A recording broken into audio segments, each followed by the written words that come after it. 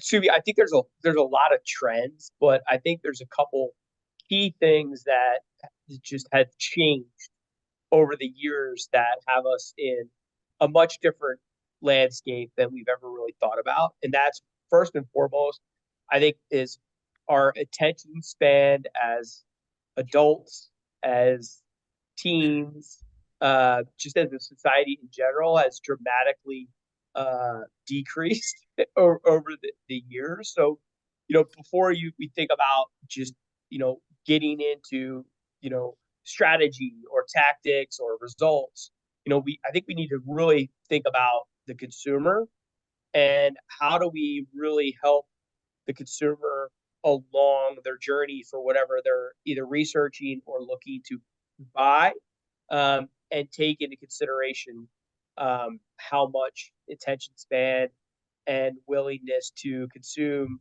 longer content has really changed over the years. So for me, like that's a big thing is delivering, messages that can grab consumers' attention based on, what they're looking at, whether that's a video ad, a social ad, a paid search ad, is really about how do we grab their attention based on what they're looking for at that particular moment.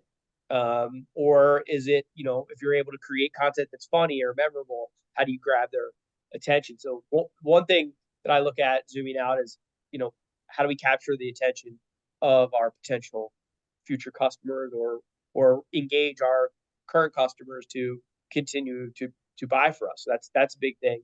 Then the other big one is again something that we as marketers can't, directly control, but we can take into consideration with our messaging and again how we go to market is just overall inflation and affordability around products and services.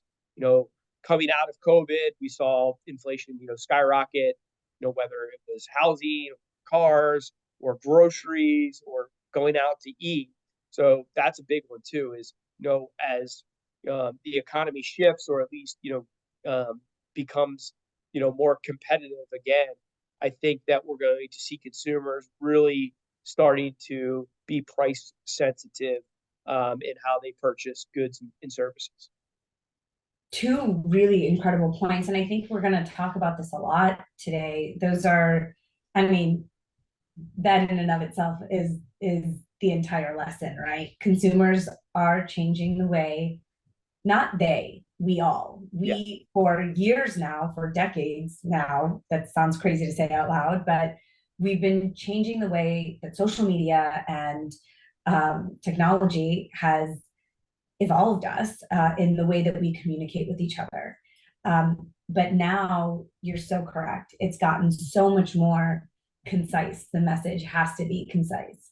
Another thing that has impacted consumers, and Drew, you and I have spoken about this, and I kind of had this slated for a question later, but might as well hit it now. Consumers are also really impacted by the changing dynamics of influencers. What used to be an influencer, what the definition of who and how they used to be used by brands has shifted considerably, and it's become a lot more approachable to be adapted to a local audience. Can we talk about what your opinions are on the influencer dynamic right now? Yeah, I've been reading, and actually it's funny we're having this webinar because this morning I read about a marketer talking about social proof, and I think it's such a concept that's incredibly important right now.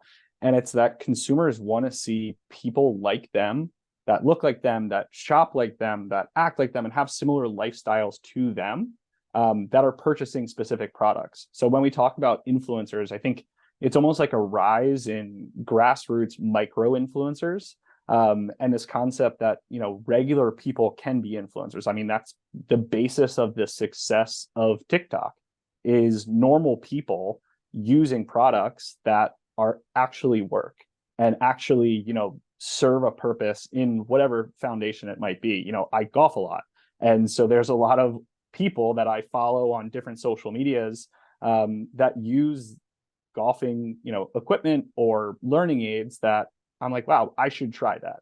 And I don't want it to feel like a brand is telling me what to purchase, but it's people that I engage with on a regular basis that I trust. And I think that's kind of the idea of social proof really distilled down into a thesis is people you have, a digital relationship with, engaging in things that you want to engage in.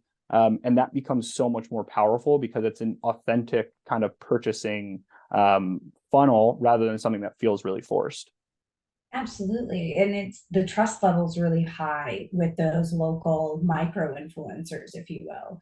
And the beauty about this is it's so easily attainable for anybody, for any business to want to have that kind of influence, I guess, right? Should they take the steps to do it and they come up with that creative, engaging content that Dave was talking about, it's attainable. It wasn't as attainable to get 100,000 followers, 5-10 years ago. But now if you have good content, people are engaging with it, and it doesn't matter how many followers you have. It matters about that one particular piece of content and how far it can go. So really interesting. Go ahead, Dave. No, I think it goes back to the attention span too, right? Like if whether it's Drew or someone else that sees something that interested them, they're going to engage with that content. Absolutely. Yeah. But the things that you guys are saying, go ahead, Drew. Real quick, I think, touching on the point Dave made, like it's cutting through the clutter in a lot of ways with memorable messaging. But a lot of times I think businesses get so focused on their direct industry competitors, where how can we make sure we're showing up more than, this business that's stealing our market share. But when it comes to marketing and advertising, we're competing against every business for people's attention span. So how are we standing out in our industry, but also, every consumer product good industry? There's infinite ads that people are getting served on a regular basis. So that, cutting through the clutter and memorable messaging becomes incredibly more important. And I feel like sometimes I'm having deja vu in some of these conversations because so much of it is about going back to basics, right? I feel like that's the lesson. 2024 for me is about, let's get back to basics. Let's humanize the business. Let's be social on social. Let's put the right content in the right place for the right audience. I feel like that's what it's all about. Yeah, I mean, Subi, people buy for two reasons, in my opinion. They buy because they like the person that they're purchasing from, or because it's easy, right? Like, so those are the two things I think we have to ask ourselves, whether it's B2B or B2C, is like, are we coming across authentic?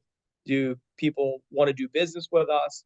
And then are we making it easy for our customers or clients to transact with us? Because if it's not easy, then we're gonna lose them. And I think that's the name of the game. It's why companies like Amazon have gained so much market share, because they've made it so easy. They might not be the cheapest, but they make it easy to buy. And again, goes back to that, when I'm talking about that instant gratification, that attention span, is we've all been trained now through companies like Amazon that we buy something now, and in many cases we're getting it within hours, right? Or you're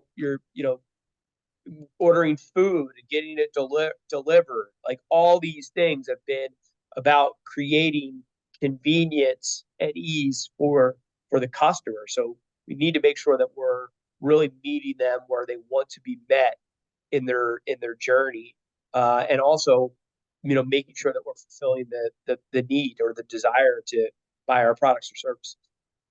Absolutely. And something you said stuck out to me. I'm definitely seeing the shift back to, it's not necessarily about the product, because we know, Amazon is a great example. Not the cheapest. I've definitely spent more to get the particular item that I need because I waited too long to do Christmas shopping.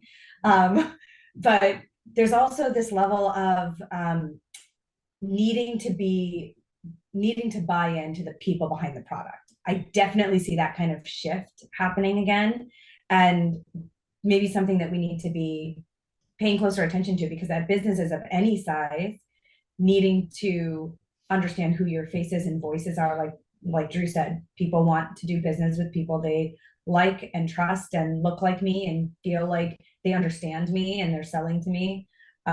is becoming more and more important because the market's just saturated. Everywhere you go, in makeup, there's 1,000 of the same exact thing. And so people are getting back to paying attention to brands and the brand messaging.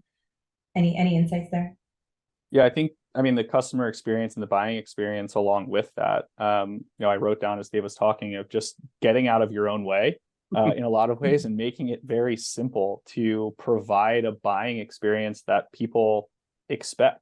I focus a lot and talk a lot about customer experience and user experience on websites. And when we talk about conversions, it's making it really easy when somebody lands on your website to get to that conversion point. Don't make it difficult.